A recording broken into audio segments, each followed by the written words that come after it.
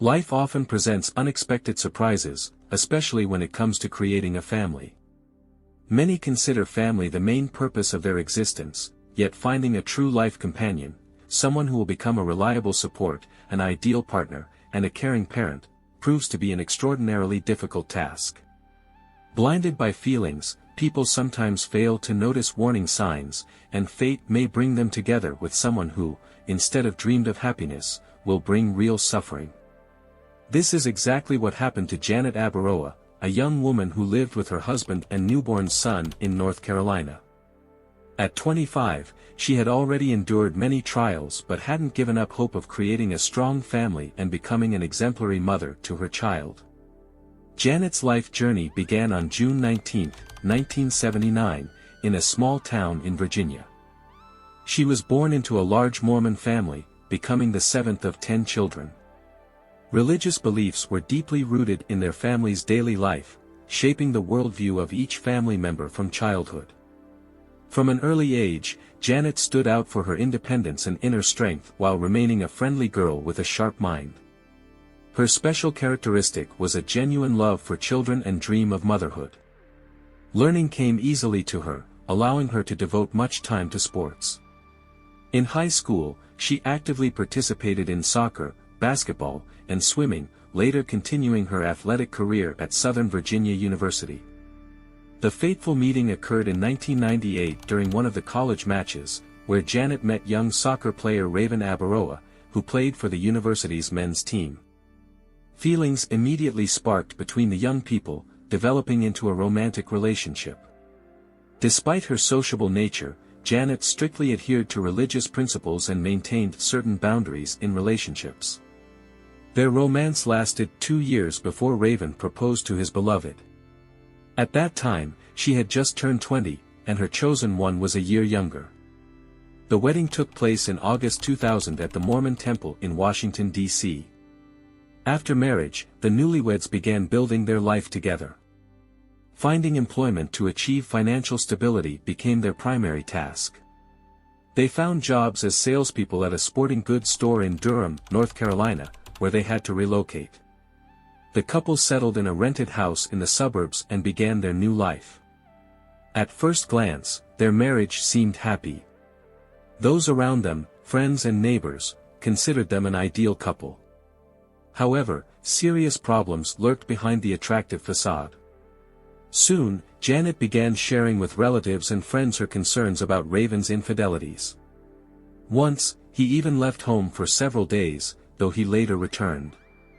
This situation was particularly difficult for Janet, as she cherished dreams of a large, strong family and children. Faithfulness wasn't just an empty word to her but a fundamental value. She found herself facing a difficult choice, still loving her husband and not wanting to destroy the marriage. The situation became more complicated when, shortly after discovering the infidelities, Janet learned about her pregnancy. On one hand, this was the fulfillment of her long-held dream, on the other, due to her husband's unreliable behavior, it became a source of anxiety and fear. The young woman feared the prospect of single motherhood and didn't know how to cope with Raven's unfaithfulness. The situation worsened due to the lack of a wide social circle. Being far from family, she felt lonely in her marriage. Only during pregnancy did Janet manage to find emotional support, becoming close with neighbors who became her friends. Janet's life began to improve thanks to her new friends. They were concerned about her situation and even tried to influence her husband Raven, attempting to convince him to stop his infidelities, especially considering his wife's pregnancy. Raven seemingly listened to their advice and promised to change, although it was difficult to trust the words of someone who had already deceived multiple times. The family situation indeed improved after the birth of their firstborn. On October 17, 2004, a boy was born whom they named Kaiden. Motherhood completely captivated Janet, all her thoughts and concerns now revolved around the baby, as she strived to become the best mother for her son. However, the young family found themselves in a difficult financial situation. Because Janet was on maternity leave and couldn't work, Raven's salary as a salesman remained their only source of income. However, his earnings were clearly insufficient to support a family of 3. Fortunately, their landlord was understanding of their situation and granted them a 3-month grace period on rent payments. He understood that having a baby required additional expenses, and the Abaroa family's financial situation was difficult. Despite this support, it didn't solve their financial problems. The couple was forced to seek help from the local church community, which responded by providing them with financial assistance. December 2004 brought new trials. When Kaiden was only 2 months old, his father was arrested for theft at the sporting goods store where the couple had previously worked. It was discovered that Raven had stolen several tracksuits and sold them online, causing damages exceeding $9,000. After this incident, both lost their jobs. Raven was fired for theft, and Janet left on her own, unable to bear the shame. Although Raven managed to avoid prison time, he was sentenced to 2 years of probation in order to pay the store compensation of $10,000. The situation became critical. The young parents were left without work and money, with an infant to care for. The criminal record significantly complicated Raven's search for new employment. Despite this, the family tried to survive by taking any temporary jobs and accepting help from loved ones. However, the worst was yet to come. On April 26, 2005, after Janet picked up her son from daycare, they returned home to prepare for dinner. That evening, Raven had dinner with the family, and when his wife and son fell asleep, he left for Morrisville for an indoor soccer match. Upon returning home, he witnessed a horrific scene. Janet was lying on the floor in a pool of blood, showing no signs of life. Nearby in his crib, little Kaiden was crying, fortunately unharmed. In shock, Raven immediately called 911, reporting that his wife had been attacked. He assumed she had been shot since she was covered in blood, and he couldn't understand exactly what had happened. Arriving at the scene, paramedics discovered that Janet's cause of death was multiple stab wounds, one of which, fatal, was to her neck. The crime scene in the rented house in Durham was horrific. The woman had lost almost a third of her blood. The tragedy was twofold. Along with Janet, her unborn child also died, as she was pregnant again. The brutality of the crime shocked the police officers who began the investigation. They had no idea that the search for the killer would stretch for almost a decade. The forensic examination of Janet's body revealed 3 deep stab wounds. A characteristic defensive wound was found on her left arm, indicating that the woman had tried to protect herself from the attacker. Another strike hit her chest, but the fatal blow was to the neck. The perpetrator severed an artery, causing massive bleeding. Janet was only 25 years old at the time of her death. The bleeding was so severe that the victim lost consciousness within seconds, and death occurred within minutes. Despite the relatively small number of stab wounds, experts were unable to determine the sequence in which they were inflicted. Determining the exact time of death also posed challenges for the medical examiners. Although decomposition processes had begun in the body, the low temperature in the room could have slowed them down. Because of this, the experts could only determine an approximate time window when the murder occurred. Crime scene investigators collected substantial evidence both at the crime scene and on the victim's body, but all of it required thorough examination. Simultaneously, the police conducted a search for witnesses who might point to a possible perpetrator. Naturally, the first suspect was the deceased's husband, Raven Abaroa. He was called in for questioning multiple times, during which they were able to reconstruct the chronology of events on that fatal day. According to Raven's testimony, on April 26, 2005, he was with his wife until 7 p.m., after which he drove to Morrisville for an indoor soccer match. Upon returning home at 10:40 p.m., he called out to Janet but received no response. Going upstairs, he found his wife kneeling in an unusual position. Raven explained that Janet often assumed this position to relieve menstrual pain, on her knees with her head touching the floor.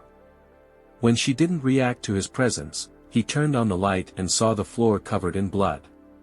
Upon turning his wife over, he realized she was dead. Given Raven's prolonged absence from home, it was difficult to precisely establish the time of murder and duration of bleeding. The medical examiners noted that due to the specific position of the body, blood could have been flowing for several hours due to the forward tilt until it coagulated. However, considering the nature of the wounds and the severed artery, there was also a possibility that the murder occurred immediately before Raven's return. When police asked the husband to share his theories about the possible perpetrator, he presented an unexpected version. According to him, the family had been experiencing serious financial difficulties lately. Raven suggested that Janet might have taken her own life, as she had been acting strangely shortly before her death and often spoke about her guilt, connecting their problems to Christian sins. Janet's relatives and close friends categorically disagreed with this theory. They were among the few people with whom she openly communicated and shared her concerns, and they had never heard such thoughts from her. Moreover, being a deeply religious person, Janet couldn't even consider the possibility of suicide. Detectives also rejected the theory, as the nature of the wounds indicated that the woman could not have inflicted them herself. Additionally, evidence of another person's presence was found at the crime scene, a bloody footprint and a fingerprint. The investigators were particularly intrigued by the fact that there were no signs of forced entry on the doors and windows.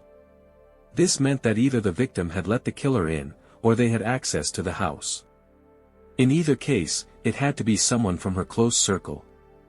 The absence of obvious signs of struggle, except for the defensive wound on her arm, indicated a sudden attack. This was confirmed by Raven's statement that Janet had been sleeping before his departure. Only Raven's laptop and several kitchen knives disappeared from the house, one of which likely became the murder weapon. The perpetrator didn't take any valuables. Janet's jewelry and other precious items remained untouched. This immediately ruled out robbery as a motive. Although there was no direct evidence against Raven at that time, his subsequent behavior raised suspicions among investigators. The very next day after the murder, he took his son and moved to Utah. While this could be explained by a desire to leave the house where the tragedy occurred and the need for family support in Utah, Janet's relatives and friends who communicated with him after the murder noted his unusual behavior, which didn't match the state of someone who had lost a loved one. He seemed unconcerned about his wife's fate or finding the killer. Raven didn't participate in distributing reward notices or other activities organized by the police and the deceased's loved ones. He simply left with the child and had no plans to return. Investigators also noticed that from the very beginning of the investigation, Raven was reluctant to cooperate with the police, and later began ignoring their requests altogether. Meanwhile, Janet's family worked tirelessly to solve the crime, and soon the first serious lead emerged. The police discovered a possible motive when they learned about a $500,000 life insurance policy on Janet, taken out by Raven shortly before the murder, after she became pregnant for the second time. This raised suspicions, as the family had serious financial problems and had never had such insurance before. What appeared particularly suspicious was that despite lacking funds for basic necessities, Raven found money for insurance premiums. Moreover, he filed for the insurance payout immediately after the attack, even before Janet's funeral. All these circumstances made the widower the primary suspect in the case. Investigation into Raven's background revealed an uncomfortable truth to detectives: his relationship with Janet had been built on deception from the very beginning. He had portrayed himself as a devoted follower of the Mormon Church, fabricating stories about missionary work in Peru. Although this lie couldn't directly prove his involvement in the crime, it spoke volumes about his character. After the tragic events, Raven settled in Salt Lake City, Utah. There, he led a relatively peaceful life, having received the insurance payout and raising his child. It was in this city where fate brought him together with Vanessa Pont, a kindergarten teacher at the daycare where he enrolled his son. Their acquaintance quickly developed into a romantic relationship, facilitated by frequent meetings and shared interests. At that time, Vanessa had been raising her own child alone for 5 years. Disappointed in her personal life, she had resigned herself to the idea of being single and planned to dedicate herself to raising her child.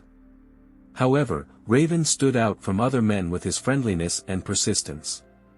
He skillfully attracted her attention, though even here he resorted to deception. In his stories to his new girlfriend, he presented a version where his wife had died in a car accident. Raven had no idea that Janet's family was closely monitoring his every move, considering his behavior extremely suspicious. The deceased's relatives and friends hoped to gather evidence of his involvement in the murder by observing his subsequent actions. Janet's close ones quickly discovered that he was spreading a false version about his former wife's death. To most acquaintances, he told the story of a fatal car accident. Initially, Vanessa trusted Raven unconditionally, not delving into the details of his former wife's fate. However, her natural curiosity eventually took over, and she independently discovered information that Janet had been the victim of an unsolved murder, dying from 3 stab wounds. Nevertheless, Raven managed to convince the trusting Vanessa of his innocence. He constantly complained about unfair treatment from the police and public, who, according to him, groundlessly accused him of his child's mother's death. He insisted that the real killer was a burglar. Surprisingly, this version seemed convincing to Vanessa. Upon learning about Raven's new relationship, Janet's family tried to warn Vanessa, cautioning her about possible danger from him. However, the enchanted woman dismissed all warnings, completely trusting her chosen one. After 3 years of dating, the couple married. However, what initially seemed like an ideal union gradually took on threatening dimensions, reminiscent of Raven's previous marriage. The new wife also encountered his uncontrolled outbursts of anger and sudden mood swings. The situation escalated to physical violence, causing the woman to fear for her life. Their marriage, which had begun so rapidly, lasted only 4 months. Feeling constant pressure from the investigation, Raven decided to make a public statement through the press. He expressed hope for a quick resolution of the case and identification of the real killer, which would clear him of all suspicions, while continuing to insist on his innocence. At this time, a new detective took charge of the investigation, firmly determined to see the case through to the end and ensure just punishment for the young mother's killer. The investigation gained new momentum thanks to active cooperation between the deceased's family and investigators. During this time, Vanessa, Raven's former wife, increasingly contemplated the possibility that her ex-husband might have been involved in his first wife's murder. Her suspicions grew into firm conviction, he was capable of such brutality. Deciding to share her observations, Vanessa approached the media. In her testimony, she described her ex-husband's erratic behavior. As their relationship progressed, she became increasingly convinced of his violent aggression and capacity for violence, although he rarely used physical force. However, he constantly teetered on the edge of losing control. A particularly revealing incident occurred on Christmas 2018. During another argument provoked by Raven himself, he locked Vanessa in the bathroom. There, he made threats, spoke about his desire to harm her, his hatred for her, and his indifference to her possible death. This event became a turning point in their relationship and led to divorce. Vanessa admitted that she felt genuine fear of Raven, believing he could dispose of her just as he had likely done with his first wife. The new team of detectives enthusiastically took on the case, reconstructing the chronology of events that led to the tragedy. Although they were convinced of Raven's guilt, there was a serious obstacle: his alibi. On the evening of the murder, at the time of the attack on Janet, several witnesses saw him at the stadium where he was playing indoor soccer. Further complicating the case was the fact that the footprint found at the crime scene didn't match the suspect's shoes, and the bloody fingerprint on the door also didn't belong to him. However, his behavior continued to raise suspicions. Detectives carefully analyzed the recording of his conversation with the emergency dispatcher. One of the most notable inconsistencies was that Raven described the obvious stab wounds as gunshot wounds. Although this wasn't enough for an accusation, he wasn't a forensic expert and was in shock. The police believed that a clever and intelligent suspect might intentionally feign incompetence. During a follow-up phone interview, Raven stuck to his version of events, but his inability to recall important details heightened suspicions, especially when he began accusing the police of incompetence.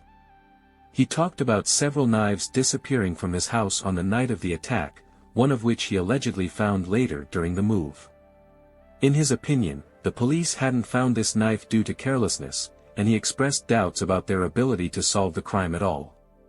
Detectives were confident in the thoroughness of their crime scene examination, although over years of unsuccessful investigation, many pieces of evidence had lost their original value. Nevertheless, circumstantial evidence pointed to Raven. Interviews with his former girlfriends confirmed the suspect's tendency toward aggression and violence, which regularly led to the breakdown of his relationships. The investigation revealed an important detail: on the evening of the attack, Raven behaved unusually with his dog, locking it in the garage, something he had never done before and couldn't explain. Investigators saw logic in this. The suspect might have feared that the dog would defend Janet or attract neighbors' attention by barking during the crime. Additional suspicions were raised by the fact that prior to the tragedy, Raven had transferred information from his laptop to another storage device. Considering that the laptop was allegedly stolen later, this appeared to be advanced preparation for the crime. Based on accumulated circumstantial evidence, on February 1, 2010, he was arrested on suspicion of first-degree murder and extradited to North Carolina. However, direct evidence was lacking for a convincing prosecution. Detectives continued their thorough analysis of case materials, including crime scene photographs. A new investigator noticed an important detail: an open empty contact lens case on the bedside table. This raised questions since Janet's parents maintained that she never slept with her contacts in and always removed them before bed. However, according to Raven's version, when he left for soccer, his wife was already asleep with their child. This inconsistency could indicate that the murder occurred before Janet was preparing to go to bed, and before Raven's departure. Unfortunately, during the initial autopsy, the presence of contact lenses wasn't checked. Such a detail often seems insignificant for investigation, but in this case could become key evidence of the suspect's false testimony. To verify this version, a decision was made to exhume the body, which Janet's family agreed to, seeking to establish the truth. In July 2010, during a re-examination, forensic experts found fragments resembling contact lens remains in the deceased's eyes. Despite the material's drying and deformation, the examination confirmed this assumption. For convincing evidence in court, a year-long experiment was conducted using pig eyes with contact lenses that underwent embalming procedures identical to those used in human burials. The experiment confirmed that Janet was indeed wearing contact lenses at the time of death, and therefore wasn't preparing to sleep, which exposed the main suspect's false testimony. Raven's trial began in 2013, drawing significant public and media attention. Dozens of people sought to be present in the courtroom to hear the stunning details of the case. Before the hearings began, the prosecution confidently declared conviction in the suspect's guilt. The prosecution relied mainly on circumstantial evidence, which played in favor of Raven's defense. However, the volume of collected materials was so substantial that it should convincingly prove the defendant's guilt. According to close ones and friends, a month before her death, Janet had complained about serious problems with her husband, especially his uncontrollable outbursts of anger. She repeatedly expressed fear of him and intended to leave. Janet's mother confirmed frequent heated arguments between the couple, although she had never witnessed physical violence. In conversations with the police, Raven acknowledged the conflicts but categorically denied involvement in the murder. The defense at trial emphasized the investigation's bias, which focused exclusively on proving the husband's guilt while ignoring other versions and important evidence: an unknown person's fingerprint in the living room cabinet, a blood stain on the front door that belonged neither to the victim nor her husband, and a footprint near the body. The prosecution built their strategy on evidence that the defendant was a manipulator with violent tendencies and sharp mood swings. The deceased's friend suggested he had mental disorders. Raven's former lover spoke about his excessive caution. He even used a separate SIM card for communicating with other women, which could indicate his ability to carefully plan his actions and mislead the investigation. This same woman shared a disturbing episode when Raven forced her into intimate relations in a car on the roadside. Due to his aggressive behavior, she was forced to submit and even left a strand of her hair in the car, in case something happened to her. Such an action indicated a real fear for her life, which she frankly expressed before the jury. The prosecutor considered Janet's unplanned pregnancy as one of the possible motives for murder. She had only told her closest people about her condition, including her sisters. Despite joy about future motherhood, she doubted her husband's parenting qualities and feared his reaction, especially considering their financial difficulties. The prosecution suggested that news about the upcoming addition to the family might have provoked Raven to commit the brutal act. During the investigation, another falsehood emerged in the testimony of the defendant, who continued to insist that he had found his wife already dead. During the investigation, a striking contrast emerged in Raven's testimonies. While he told police he had found his wife already dead, in confession at the local church he admitted that Janet was still alive, trying to talk to him, but quickly lost consciousness and died. The investigation also uncovered signs that the victim might have been planning to escape from her husband. She had resumed communication with her former boyfriend Scott, although the correspondence indicated only the beginning of renewed contact, without signs of an intimate relationship. Due to these new circumstances, the defense filed a motion for mistrial, arguing that the character of both the victim and the defendant hadn't been fully represented. The motion was granted, and the next phase of the trial was scheduled for March 2014. Before the new trial began, Raven accepted a plea deal with the prosecution, pleading guilty to the involuntary manslaughter of his wife. For this, he received a sentence of 10 years in prison with the possibility of parole after 8 years. He was credited with the 4 years he had already spent in jail awaiting verdict. Custody of his daughter was transferred to Janet's family.